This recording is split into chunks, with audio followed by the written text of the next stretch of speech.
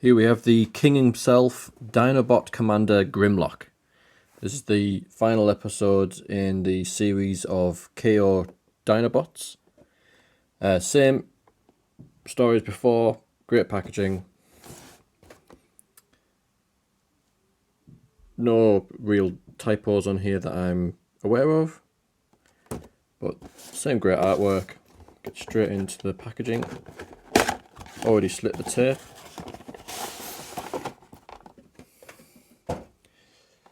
And let's get Grimlock out of his clamshell.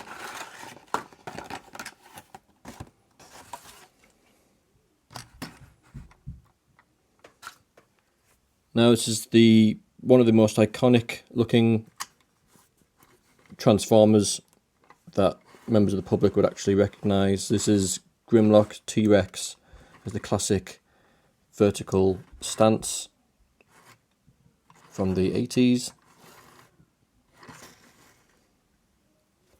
And we have, for the accessories, got his blaster, we've got a missile launcher with the spare missiles on the sprue, and we've got his sword. His instructions do open, have the decoder, faction symbol, factory applied stickers, and the optional stickers. Just a quick glance in the actual instructions themselves. Going through the steps.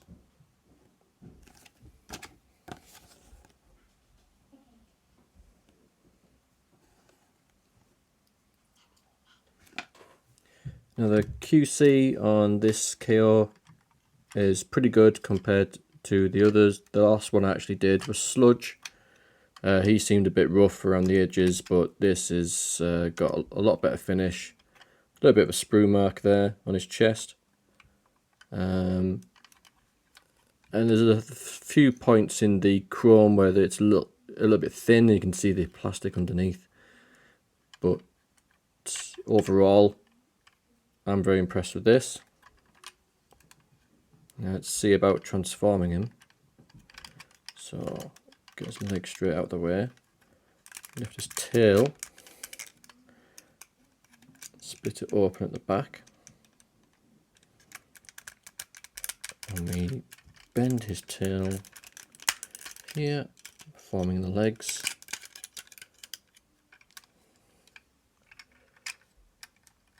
And then we raise up the head.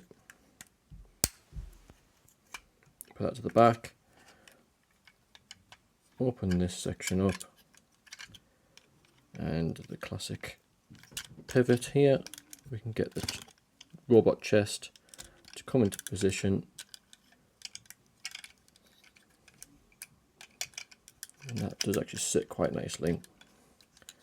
And his legs do the same thing as Sludge, where the hips come out and the legs angle down. So he does have knee articulation there, which is nice. And the tail sections go along the side of the legs.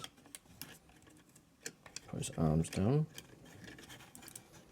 If you put the leg section up like that, that produces the fist.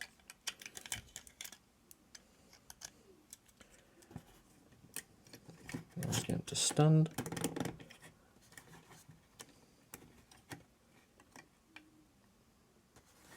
And there we have him, classic G1 Grimlock. So, amusingly, his head is really far back, so his chest is very broad and comes out very far. If you look to his left and his right, you wouldn't be able to see anything. So it's a bit of a shame that his head isn't here. It'd be cool if there was like a sliding joint just to get his head to actually sit there. That'd be brilliant, but it doesn't. But from most angles, from the front, it doesn't look too bad. I think he has the smallest amount of die cast compared to any of the other dinosaurs that we've had. This red section is the only die cast in him, but he doesn't feel too light. He feels fine. The chrome that I mentioned earlier, obviously it's a fingerprint magnet, as you can see there. So I've just got like a little glasses cloth there, so that can all go quite fairly easily. But the chrome here, see how it's got a texture to it there? That is very thin, and you can actually see the plastic underneath, just there. So something to look out for there, if you're happy with that. This is a good figure. All the Dinobots have been around £25. I've heard that is around $30 in USD. So it's the same price as like a deluxe or almost a Voyager, but you're getting a good representation of a G1 figure. So I'm going to take my time and enjoy putting these labels on, and most of these, and we'll see what it looks like with the labels applied. When applying the labels, I did notice that this rivet head has some oxidation on it, so it's a little bit discoloured. However, it will be covered by this label here. Right, so I've applied the labels. I left off the arm ones because they're going over an embossed section here, and I just don't trust that that will actually stick for any length of time. I like to put things on flat surfaces. But yeah, it really does make him look fully featured and a lot less bare. The forearms do have a tendency to just want to collapse and go all the way forward and hide the fist. And as I was saying before, that sticker does cover up that unsightly oxidized rivet head. So that looks good. His accessories, oh, get him to stand up properly. With his sword, that goes in his hand quite nicely. His blaster.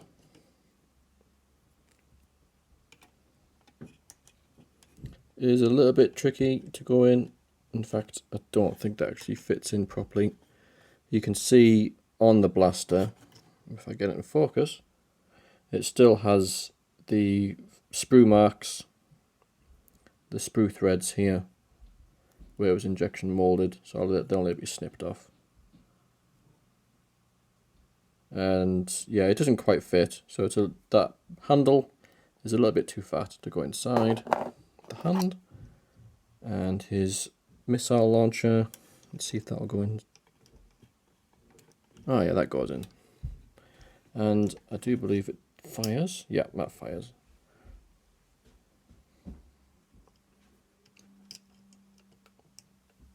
And I'll just show what it looks like in dinosaur mode, because there are a few labels that are visible in that mode.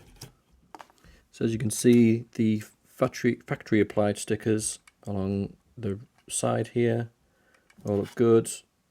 These labels have good quality on the front as well.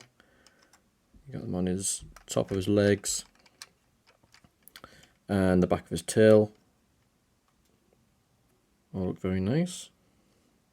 And he does have the Diaclone driver bay here. I think this is the angle that it opens at. Alright, so that took a little bit of prying out there with a little metal tool. But yeah, that's quite stiff, that door. But that was where one of the Diaclone drivers would sit.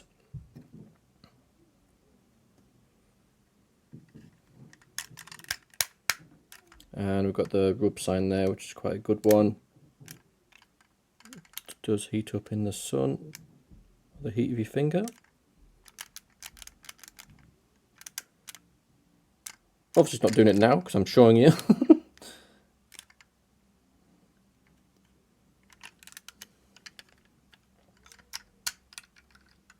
But apart from a few minor quibbles with this leg being a little bit loose on the sliding joint, If I was given this as a gift and someone said, Sam, I've got you a G1 Grimlock, I mean, apart from the fact that it hasn't have any dirt on it, you know, no play wear, I would think this was genuine.